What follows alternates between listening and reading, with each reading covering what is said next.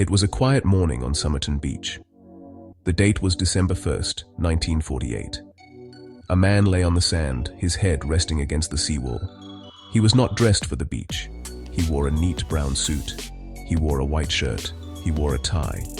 His shoes were polished and clean of sand, as if he had been placed there carefully. He looked like a man who had just stepped out of a city office, not one who had come for a swim. A cool wind blew in from the Gulf St. Vincent. The scene was still and strangely peaceful, the beginning of Australia's most baffling mystery. No one on the beach that morning knew him. He was a complete stranger to Adelaide. The police were called to the scene and began their work methodically. They searched the man's pockets for identification. They found none. There was no wallet. There were no letters. There were no keys. A train ticket to Henley Beach, unused. A bus ticket from the city. A pack of chewing gum. A box of matches. A metal comb. These were the possessions of a man moving through the day. But they told the police nothing. He looked healthy. No struggle. He had not drowned. His lungs were free of water. The local coroner, John Cleland, found things that were hard to explain.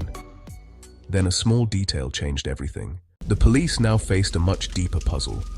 The man was not just an unidentified body. He was a man who seemed to have actively erased his own identity. Every label had been cut out. The tag on his jacket was gone. The tie label missing. Even the maker's name inside his shoes removed. This was not a casual act. It was a deliberate effort to become anonymous. Someone had gone to great lengths. It suggested a secret life. His fingerprints were sent across Australia and overseas. No matches. His dental records were shared nationwide. Again, no match. A plaster cast preserved his features. Newspapers ran his photograph. The public was asked to look closely. Surely someone knew this man. A wife, a brother, a friend. But no one came forward. He was about 5 feet 11 inches tall. Grey-blue eyes, fair to reddish-brown hair with grey at the sides. His hands were soft, not a labourer's. His toes were wedged like a dancer's. His calves high and well-developed, clues that led in many directions. He could have been an athlete.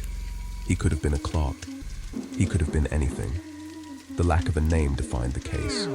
He was the Somerton Man. In June 1949, he was buried. The Salvation Army conducted a small service.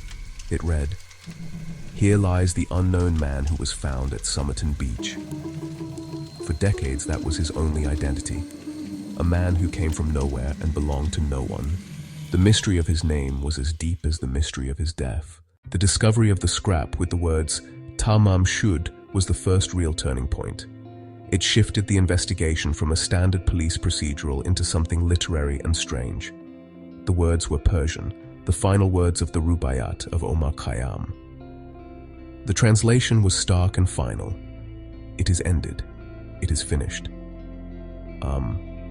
That was the moment everything changed. The Rubaiyat speaks of life, love, and fate. Of living for the moment because life is short and its end unknown. The phrase felt like a deliberate message. Was it a suicide note, a final sigh, or a signal, a coded message left for someone else? The police understood the importance of the clue. The scrap was clearly torn from a book. If they could find that specific copy, it might lead them to his identity. They asked the public to check their Rubaiyat. The book was popular. Finding the exact copy seemed almost impossible. The case felt balanced on one fragile piece of paper. The words echoed in every mind. It is finished. But what was finished?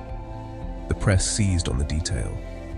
The Tamám Shud Case, exotic, mysterious, hinted at a larger story. The phrase became a symbol of the unknown, a story where only the end remained. The clue ignited imaginations and gave investigators a path and deeper mystery. Why carry such a loaded phrase in a secret pocket?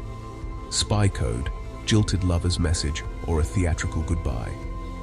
Without the book, it was only 2 words, an answer that made more questions. Weeks turned into months. Then, in July 1949, a man walked into the Adelaide police station. He was a chemist named John Freeman. He brought a book. He had found it in his unlocked car near Somerton Beach shortly after the body was discovered. He had forgotten it, until a renewed appeal jogged his memory. The bottom of the final page was torn. He handed it over. The paper type matched perfectly. The tear lined up exactly. This was the book. An incredibly rare Whitcomb and Tombs edition. The police now had a direct link. The book was the key, discarded carelessly or left deliberately to be found. On the inside back cover were 5 lines of capital letters. Vargobabd, Mliaoi, Wt Bimpenepi, Mlia Boayaxi, It Samsgab.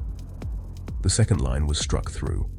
Cryptographers suspected a complex cipher, possibly a one-time pad, unbreakable without a key. Despite months of effort, it resisted decryption. It remains unbroken. Below the code was a telephone number. It was local, unlisted, traced to a young woman in Glenelg. Her name was Jessica Thomson. She was a nurse. Shown the plaster cast, her reaction was extreme, almost to fainting. I don't know him. She admitted owning a copy of the Rubaiyat, gifted to an army lieutenant, Alfred Boxall. Boxall was alive. His copy was a different edition, with Tamám Shud intact. The phone number led to her. She lived near Somerton. She denied everything. With no hard evidence, her role stayed ambiguous. A frightened victim, a secret lover, or something else. Her silence became another wall in the maze. The official cause of death remained a point of intense debate. The autopsy was inconclusive. Symptoms consistent with poisoning, but no poison detected. The spleen was 3 times normal, the liver congested, the stomach inflamed. Poisons like digitalis or strephanthine can cause these effects and break down quickly, leaving no trace. If he was a spy, he might have been eliminated with a sophisticated, untraceable agent. No visible injury. The coroner noted that if poison was the cause, it was unlikely accidental. Compelling, but still a theory built on absence. He could have taken his own life, yet no vomiting was observed, and his last meal showed no contamination. In 2022, Derek Abbott analyzed hairs from the death mask using advanced DNA. He proposed the name Carl Charles Webb, an electrical engineer from Melbourne. Authorities have not officially verified it. The forensic puzzle of how he died remains unsolved. A left luggage suitcase, checked in the morning before he was found, emerged after the case went public. Like his clothes, its label was removed. Inside, every name tag was cut out. A man prepared to stay a short while. Everything neat and tidy. A rare barber thread matched a repair in his trousers, suggesting he or someone close had mended his clothes. A stenciling kit hinted at ship cargo work. A sailor, perhaps, but it led nowhere.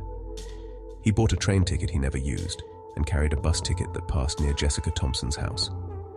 The path traces to the beach and stops. Fragments of a plan, never completed. Surrounded by life's small items, yet disconnected from a personal history.